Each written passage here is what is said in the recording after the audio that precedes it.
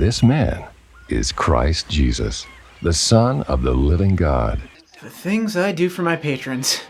Well, I put it to my newest $50 a month patron, Cammy, to pick this month's video. Their response? Gerbert. More Gerbert. Anything Gerbert. And now you have to live with that. Now I have to live with that. I'm sorry. And you're welcome.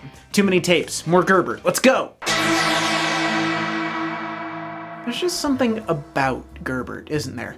Something totally watchable but utterly horrifying. He's captivatingly annoying, irresistibly pathetic. There's an authenticity to his unlikability. He's so... I don't know if beloved is the right word, but I can't think of anything that comes close to the weird affection that exists for Gerbert, so I'm sticking with it. Anyway, he's so beloved that he's been covered by countless YouTube channels and blogs, and even become the de facto mascot for found footage experimental art troupe Everything is Terrible. Speaking of which, if you like my content at all, track down Everything is Terrible's newest release, Kids Club. It's basically all of the fever-dreamiest clips from the sorts of videos I like to review, turned into a mesmerizing feature-length exploration of the ways that these sorts of shows try to indoctrinate kids in the age of home video. It rules, and the live show is pretty rad too. And they're just nice guys to boot. If you're watching this in the early parts of 2022, they're on tour right now. Check it out. Bring Jerry's, complete the pyramid. Anyway, Gerbert, the little clementine orange of despair. This tape is part of Gerbert's Video Curriculum, which, as a series title, is a bit suspect. He's 4 years old. He should be nowhere near the process of setting a curriculum. He is simply not qualified. If a lesson plan was up to Gerbert, it would mostly involve him monologuing to his stuffed lion, Roary. That being said, this tape is timelier than I expected. You see, in this episode, Gerbert is afraid of going to the doctor. It's just a checkup, but he is terrified out of his gourd-shaped and colored gourd. He has to learn to be brave, so let's join him in Lessons in Life with Gerbert, Courageous Conqueror. We start in the prestigious Gerbert Theater, boards I wish to one day trod. Wait a minute, I can do that. That's better. Honored to be here. So, Gerbert introduces the introduction to the show, which is pretty wild. We have 3 levels of separation from the action here through the theme song. There's a show within a stage play, which is approaching MC Escher levels of recursion. By the way, this theme song is insidious. It lodges in the back corner of your brain and will leap out occasionally to make you go bebop-a-leedle-out-a-doot-doot wild for the 9th time at your wife, and she looks at you with those eyes that say, I've married a man-child who makes bad decisions about his free time.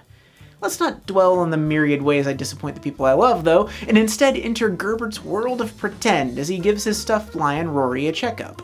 For someone deathly terrified of the doctor, he's honestly doing a pretty good job of coping with it right now. This kind of play is probably therapeutic. His mom comes in to tell him he has a guest and that she's taking him to the doctor later. Gerbert tries to worm out of this, but it's coming, kid. Can't avoid it. Accept your fate and we can all get a balloon and a dum-dum sucker. He says there's nothing wrong with him, but you know, just look at him. Something's going on there. Medical, psychological, metaphysical, something. Speaking of Gerbert's mom, we have kind of a Muppet Babies situation going on here. We never really see what Gerbert's mom actually looks like, which is fair, honestly. I'd probably go to some great lengths to hide my identity if Gerbert was my child. She leaves and we get Gerbert's long, dark night of the soul. Those eyes, man, they're just haunted. Those eyes have seen indescribable horrors beyond the limits of our reason. But then there's a freeze frame, and we're back in the Gerbert Theater for a monologue about fear and a Bible story about Jesus' disciples on the fishing boat. And we know that if it's in the Bible, it's a true story. It really happened. Yeah, well, this is sort of how it goes. Oh, cool. 4-year-old's recollection of theology. No way that could go wrong.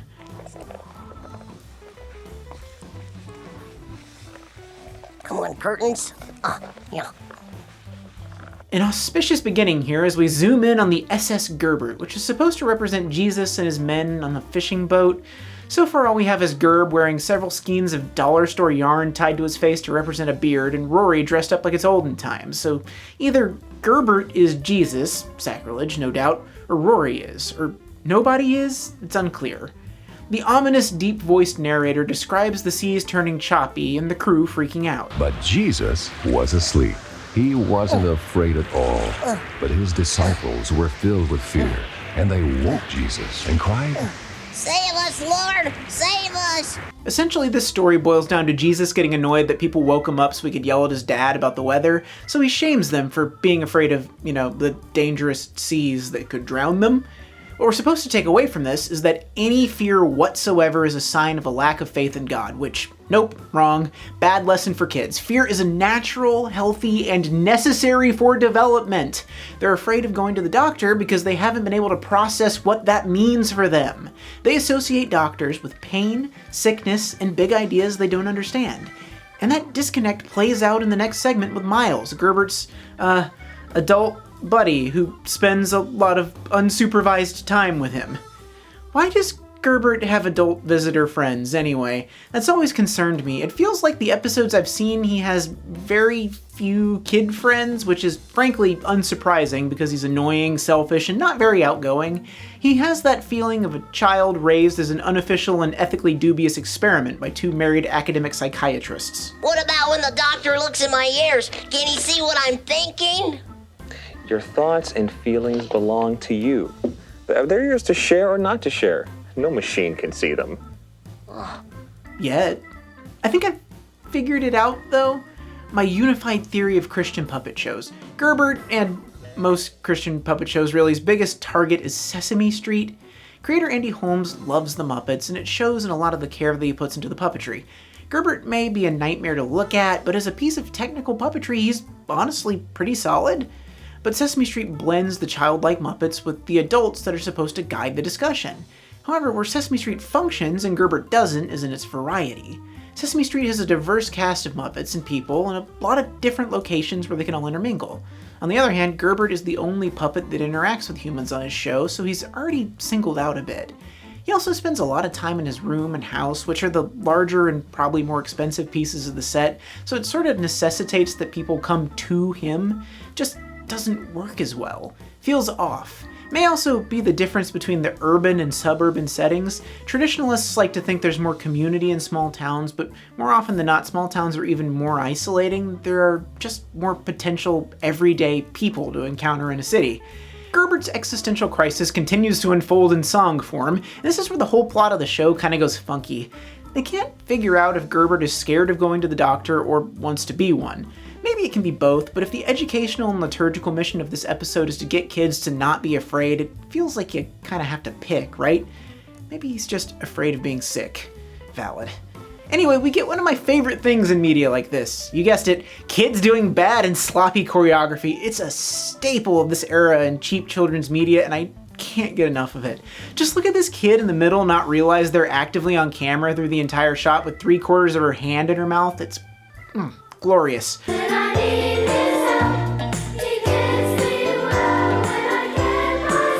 So we're trying to get you to trust the doctor in this song. He's a good guy, he'll fix you up, and he's there for you.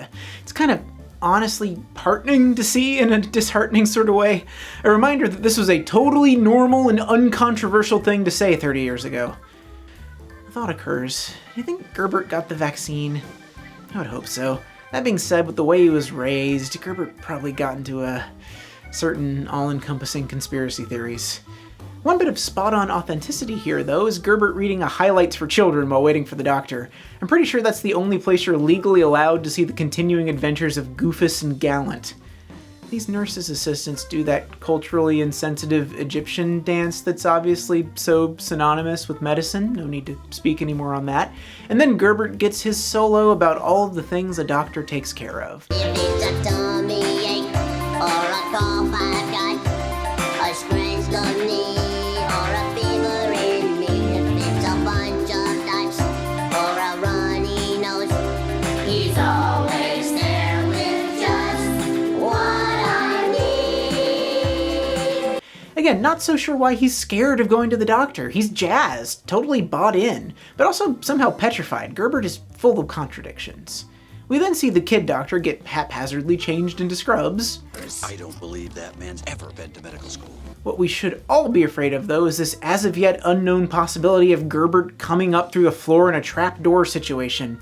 Nope, no thank you, don't like it. Well, I got a big balloon in my doctor. He's the doctor. Back back to the realer world, and Miles has come over to paint miniatures in Gerbert's room, which is a totally normal and safe thing for an adult who isn't related to a child to do.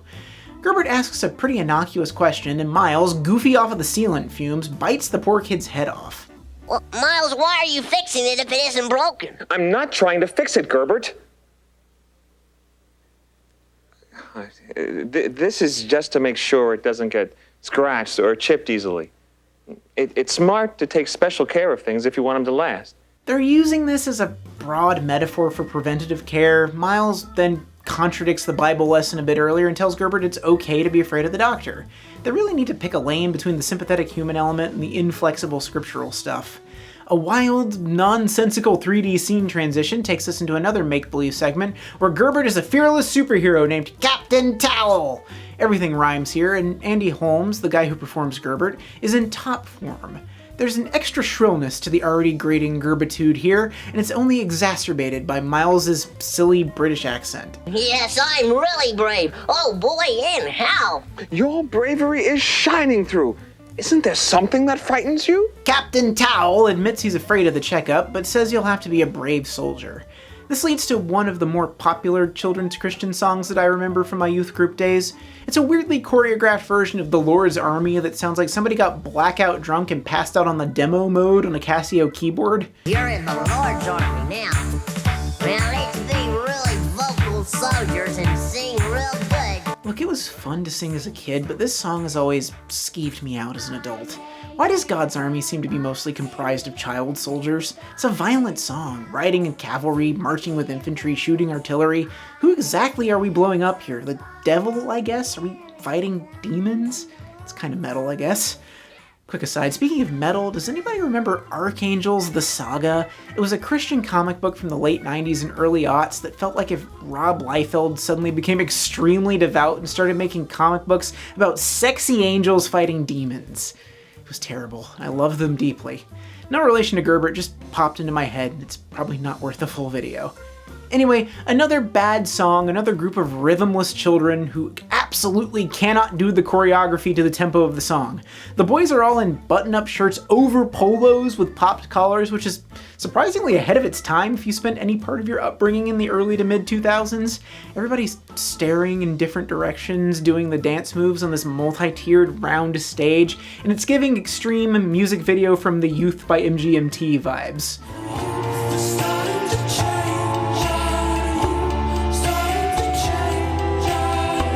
There are also some deeply disconcerting bits in here where Gerbert is singing but not pictured, and it then cuts to this extremely ominous angle where Gerbert is framed from the back dead center like Marcellus Wallace in Pulp Fiction as he observes his platoon. This may reinforce my Gerbert vaccine take from earlier. Dude's in a right-wing militia now, his signature red locks shorn into a high and tight like he's the cursed love child of John Cena and Carrot Top. Gerbert's mom comes into the room to get Gerbert for his checkup, and Miles is long gone. We can't even see Gerbert's mom's hands. Something weird is going on there. I can't unsee it. At the doctor's office, he cowers behind the legs of his mom like a tiny, anxious puppy, and the nurse calls him Gerbet, like sherbet. Gerbet, sherbet. Gerbet, sorbet? Where was I? Oh, yeah, the nurse plays with Roary a bit to try and build a little rapport, but Gerbert is having a full-on panic attack. The fact that the mom is doing basically nothing to address or soothe this kid is frankly kind of upsetting. I know parental standards have changed in the last 30 years, but the callousness on display here is really eye-opening. You really care a lot about Roary, don't you? Yes, ma'am, Roary and me are best friends. The nurse leads Gerbert and his mom back to meet the doctor, and again, I notice the mom's hands, or lack thereof. She's wearing thick black gloves indoors. What the heck is going on here? Is Gerbert's mom a hitman? Does she have a rare skin disease? Is she also orange, but the actress didn't want to wear body paint? We're not given too much time to ponder that as we're introduced to Dr. Kramer, the only sane and reasonable adult in this episode. Sure, he's talking down to Gerbert, but the man's bedside manner is impeccable. Tell me about Roary. Is he your friend? Yes, sir. We're best friends. We like to pretend stuff together. Gosh, that sounds like a whole lot of fun. Kramer does a pretend checkup on Roary. Again, good doctor. They check his pulse, fine, check his heartbeat, and the doll, naturally, has a totally normal and audible heartbeat. Nothing out of the ordinary or existentially horrifying going on there. Kramer has Gerbert listened to his heart and then to Gerbert's own heart. It's going ba-boom, ba-boom, ba-boom, ba-boom. Now listen to your own heart. Wow. Okay, I added that last part, but Kramer is slick here. Gerbert says that his heart sounds like Kramer's, and then the doctor asks to listen. Gerbert agrees, and the doctor gets to do his dang job finally. It unfolds a lot like this. Kramer turns the whole thing into a bit of a game. He's normalizing the process. I fault Gerbert for a lot, and it earns a lot of ire, but when it gets down to the meat of the actual possibly traumatic interaction, the show does a good job at showing doctors as compassionate, nice people who are here to protect you and care for you. In fact, the whole thing is so painless that Gerbert doesn't even realize he's getting the checkup. He's being brave. Brave like a lion? Right, like a lion. Roar.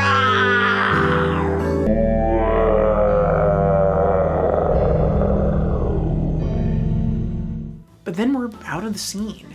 We're away from the emotional core of the moment that could reinforce the feeling of safety for little kids because this show serves two masters. Yet another way this show wants to be a little like Sesame Street. But while Sesame Street wanted to entertain and educate simultaneously, Gerbert needs to proselytize and educate. No real fun to be had there.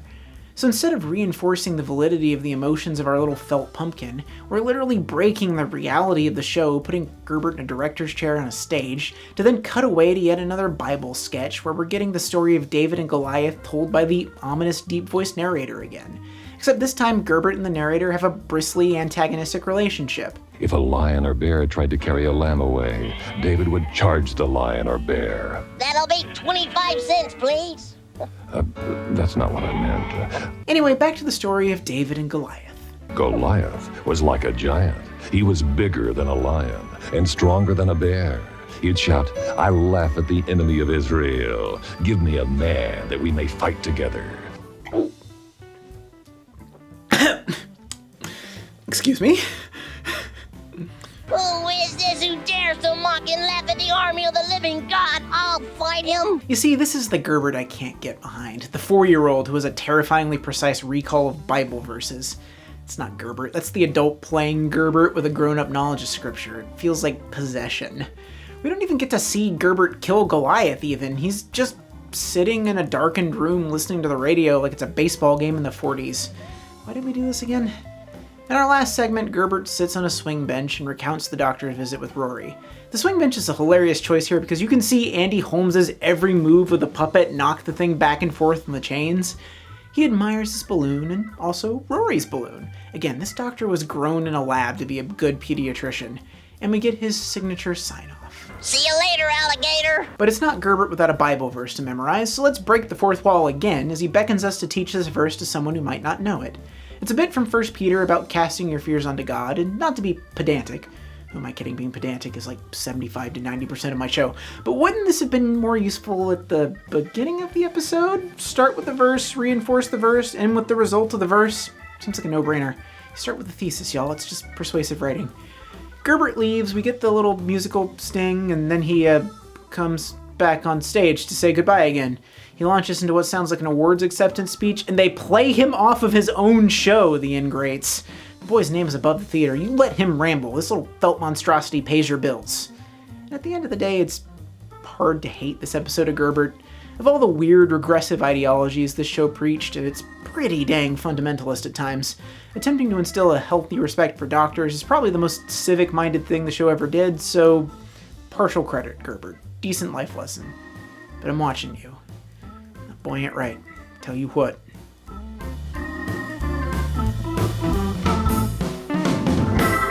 Thank you all for watching Too Many Tapes. Please like this video, subscribe to my channel, and hit the bell icon to get updates for when I upload new videos. Do you have any other Gerbert episodes you think I should cover? Let me know in the comments. If you want to help out a small YouTube creator, consider donating $1 or more to my Patreon. It is the absolute best way to help me make more episodes of Too Many Tapes. My patrons help fund the show and in some cases pick the video you're watching. So another special thanks to my $50 a month patron Cammy, who gets a special place of huge text honor next to Gerbert. You are Gerbert's best friend now. It's a sacred responsibility you can't take lightly. Good luck. If you donate $20 or more a month, you're a stuffed lion with an inexplicable heartbeat, and you have your name in the credits in an enormous font like NATO Kitsch. Or you can be like Mippa, who also has their name in an enormous font. For $10 or more a month, you're Miles' worrying sealant addiction, and you get your name in the credits in a font that's pretty big too. And for $5 a month, you're Gerbert. Because ooh baby, you make me smile. Bebop-a-dee-da-la-da-loo ooh wow, and you get early access to my vids. Thank you all again for watching, and I'll see you next time on Too Many Tapes.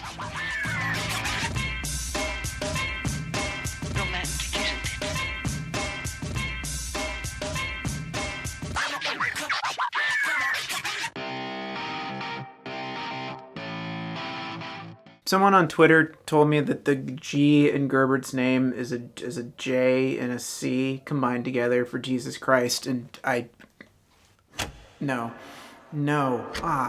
Man.